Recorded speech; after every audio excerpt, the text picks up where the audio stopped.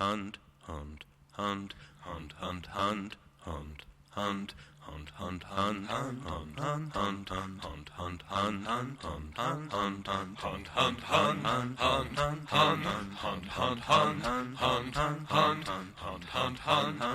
hunt, hunt. Welcome to the Where to Hunt podcast, the podcast that helps connect public land hunting enthusiasts. Today is August 18th. I am your host, Eric Clark, and today I'm going to talk preseason deer hunting preparation and safety. There's a lot that goes into this. It seems to be the topics I'm picking are fairly broad in nature, but we're just going to go ahead and start out by talking about practice.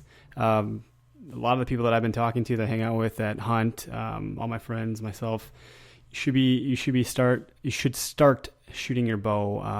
I don't know. I mean, year round if you can, because why not practice all the time? Because it's a huge stress reliever. However, it's not reality. Some of us are really busy when hunting season isn't in season, and before we really get into full swing like this in late August, we're kind of checked out on the topic. So, maybe August 1st would be a great idea to throw your bow in your vehicle, your truck, your car, whatever, and just keep it in there with you so you can stop and go do that on your way home from work. That's what I have to do. I don't have land where I can go shoot in my backyard, every night or something to that effect. Some of you obviously probably do. You got your shooting blocks out there, your targets. You might even go so far as to have a tree stand set up where you can shoot out of, which would be really cool to get that practice and the real feel for it.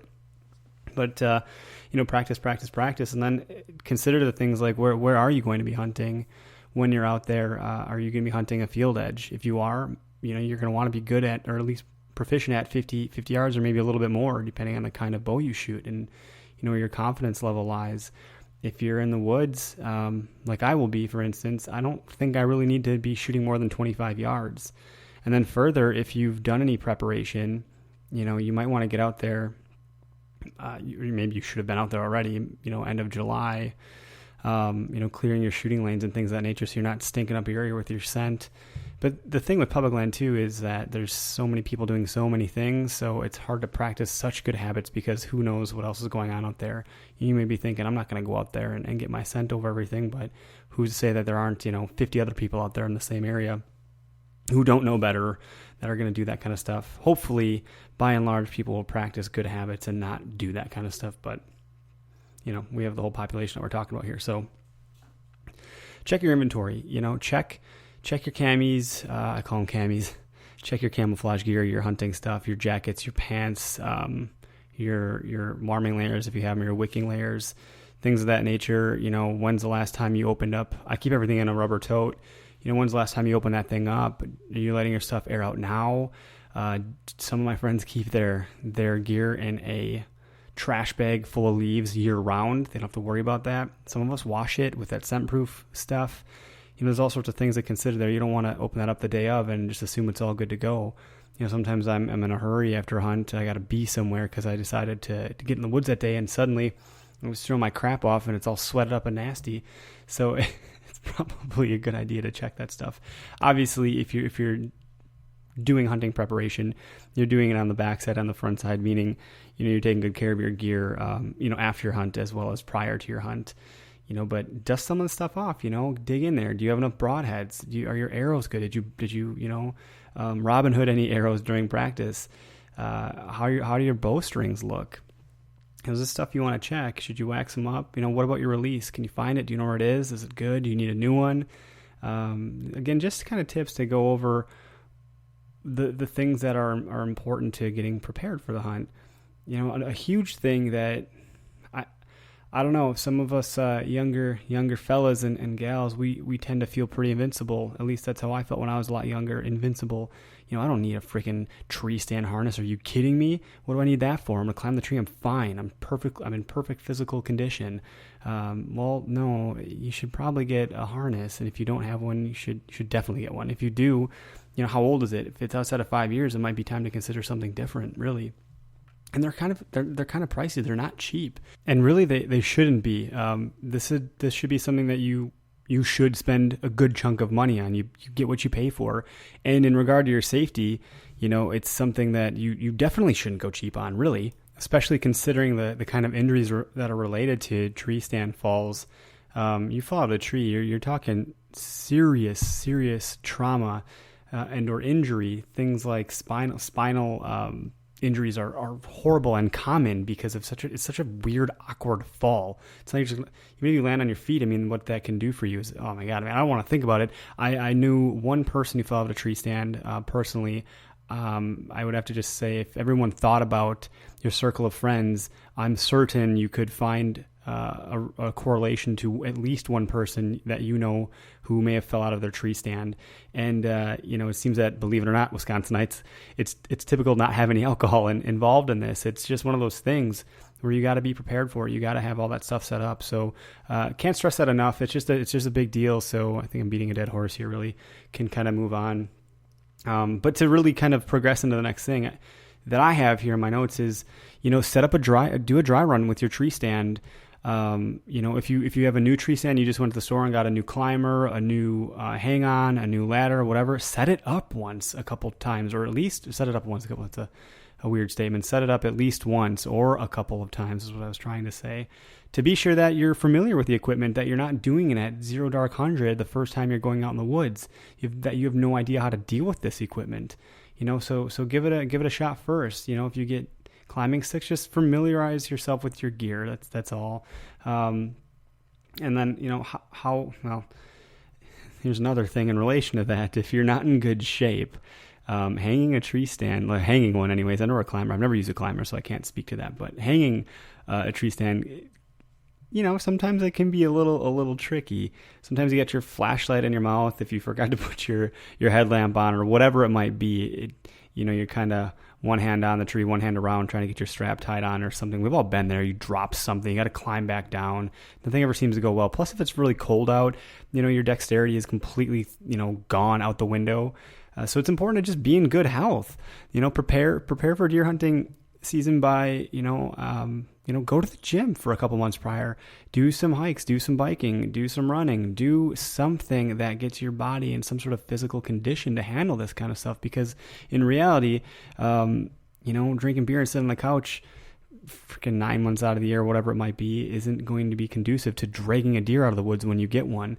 You don't want to freaking keel over a heart attack because you just shot a deer and you're super excited. Now the work begins. You roll up your sleeves and you go to freaking drag this thing out after field dressing it, and suddenly you lop dead right next to it. I mean, that's awful. So just kind of, think about that stuff too. Health and wellness with hunting should go hand in hand. A lot of people that are maybe not in physical condition as they age and progress that way, we love the tradition. We're really never going to give it up. And I'm as stubborn as the rest of them. I don't care if I'm injured or out of health. I'm going freaking hunting. You better believe that. It'll just be better and a lot easier too if you're in good physical shape. You've been hitting the freaking weight. Suddenly you can lop that deer over your neck and fireman carry it out of the woods. That'd be pretty sweet. I think I've seen a couple people do that before. It's pretty freaking hardcore. I don't know if I'm that fit. A couple other things too. Using GPS is great. If you're going to hunt alone, if you absolutely don't have a buddy to go with, hunting alone isn't as advised, although it's pretty common, especially with bow hunting, because we tend to feel like we're super stealthy and we're more mobile because we don't have 20 freaking layers on, because it's not negative 20 in November on opening gun or whatever it might be if you're in northern Wisconsin. But really, if you can't find someone to go with you, be sure that you're letting someone important know when and where you're going. Tell a family member, friend, wife, whoever is close to you that, hey, I'm going out this day, this time. I'll be in this general area. If you don't hear from me, if I don't come back home, send a search party, or that's obviously probably a bit drastic, but give me a call, make sure I'm alive and well, something to that nature, because shit can happen, really. And when you get down to the brass tacks of this, you're walking into the woods with a weapon. Safety should be a paramount concern, right alongside of getting an animal or tag, filling your tag. So those are some of the other things that I want to touch on. Weather, yeah, that's a thing I see when I look at all the information out there as far as great tips for preparing to hunt. Make sure you check the weather. Well, yeah, I think that we're all doing that anyways in relation to understanding the wind and whatnot, things of that nature. The only other things I wanted to quickly go over was just some general pre-season, summer hunting tips.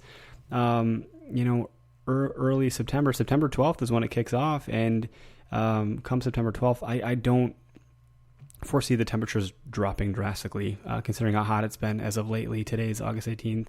It's been pretty freaking hot outside, so deer are likely going to want to be near and or replenishing their hydration. So water source is going to be a great place to stake out at early season, making sure you buy the food, the minerals, that kind of stuff. Just some general tips from NorthAmericanWhitetail.com that I found to be they're okay. Stuff that you wouldn't think about. Things that, we're not readily going, oh, yeah, I've already done that a million times. And some of these things, obviously, more than likely, because there's only so many topics that you can talk about in relation to deer hunting. But, talk to farmers. They have a pretty good idea of what's going on in the area. They're outside constantly. They're baling hay, or they're taking care of their property, or, summer planting and spraying and all that kind of stuff. They'll probably have a pretty good idea of what the deer are doing in the general area. Even if you're not asking for permission to hunt that land or that property from that farmer, they still might be cool with saying, oh, yeah, this is where I've been seeing, this is what they've been doing. They're out at this time, they're going in at that time, whatever. I mean, they don't want the freaking things eating their crops, so I'd imagine they'd like to help you kill the things. Trail cams, talked about that last week on last episode, so I'm not going to really touch on that at all. The one thing I didn't consider is the more the merrier, obviously, but trail cams aren't cheap either, even if you buy cheap ones. If you don't have good protection on them, it could be a total waste of money. From what it sounded like, a lot of people had to buy multiple trail cams because they'll just get stolen, which sucks that people do that. It pisses me off. Check your gear. We talked about that. Check your gear. Make sure everything's in alignment. It's working. It's what you're familiar with. You're used to it. You've had some time with it. You know how to shoot, where to shoot from. You're comfortable at all those ranges. Like the bow sights that you have out there. Some of them are 3-pin, some are 1-pin, some are adjustable. Suddenly the moment comes where you're going to pull back and draw on a buck or a doe, whatever. And you're like, shit, what pin am I supposed to be going off? Because you're caught in the moment. Adrenaline's coursing through your veins and suddenly you forget. So again, muscle memory and repetition of practicing is important for those reasons. Suddenly you don't got to think about it. It just kind of happens and boom, you got it. That's what we're all after. So talked about kind of clearing paths, getting some shooting lanes going. If you know where you're going to be on public land, it can be kind of tricky because maybe you don't want to be back there a whole bunch. So that's going to be more with a grain of salt. I've been out in my hunting. Actually, last year I was out hunting on public land, and I'm ready to go. I'm good. I'm nestled in. I'm waiting. And sure enough, across the freaking ridge, I see all this movement. I'm like, is it a deer? No, it's some idiot freaking clearing a shooting lane. I'm already out there, ready to go, completely stealth mode. Got in there way early, and this guy shows up, and so there goes my chance of seeing a freaking deer, right? Because somebody decided to wait till the freaking absolute last minute. So preparation's pretty important, right? You can pattern the does. There's a lot more that goes into it. I mean, you can glass certain fields. You can look at your trail cams. You can do all that stuff. You can look at, I talked about on previous episodes using Google Earth, and Bing is actually really good with their maps. You can get a bird eye view to see if you can find any trails. Again, that's only so relevant because it's probably dated information, but if you're out at the end of the hunting season when winter comes, after gun's done and bow's done, the deer that you're tracking in the snow then likely have similar patterns on the same plot of land the following year. It likely hasn't changed a whole lot. So if you're going to do any patterning, this is too late to do that, I think. It's talking about visiting landowners. Yeah, again, that kind of lines up with the farmer stuff. Get in shape. Talk about that, man. Freaking work out. And we're public land hunters, most of us. So those of you private landowners, you've probably been doing a ton of preparation with your land plotting, fields and vegetation and things like that, feeding areas. The last thing it has on this particular site, North American Whitetail, is just collect and organize your data. So, kind of compare and contrast where you've been having boots on the ground to some of the maps that you see, things of that nature. Figure out where the food plots are, figure out where your water sources are, your pinch points, your tree lines, look into all that stuff. Outside of that, again, just going over some preparation tips, trying to get everyone excited, get into the mode and be safe and really be successful. Get a freaking deer, feed your family, get the trophy on the wall, whatever it is whyever it is you're into hunting. Some of these things are they're actually some pretty good tips to consider. So I hope you enjoyed the episode. We got some big things coming on the next couple episodes, so stay tuned. I promise it won't just be me talking about things that are like this. I will be bringing in some high-level audiences or guests for the audiences. So Stay tuned for more, and have a great day. Hunt Public. Looking for a spot to hunt? Download the free Where to Hunt app for your smartphone today. Avoid hunters, see less people, see more deer. With the Where to Hunt app, you will know where other hunters are before you see them. Just search Where to Hunt from the App Store to download today.